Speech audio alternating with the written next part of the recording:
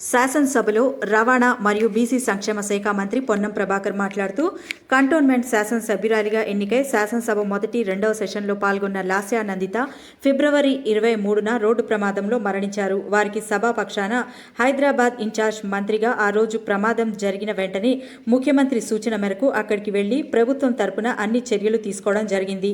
వారి ఆత్మకు శాంతి చేకూరాలని ఆ భగవంతుణ్ణి ప్రార్థిస్తున్నా. వాళ్ల నాన్నగారు సాయన్న కూడా సంవత్సరంలోపు మృతి చెందారు. సంవత్సరంలోపు ఇద్దరు మరణించడం ఆ కుటుంబానికి తీరని లోటు. యువ శాసనసభ్యురాలుగా హైదరాబాద్ నగర అభివృద్ధిలో 15 మంది శాసనసభ్యుల్లో తాను కూడా భాగస్వాములుగా ఉంటుందని ఆశించాం.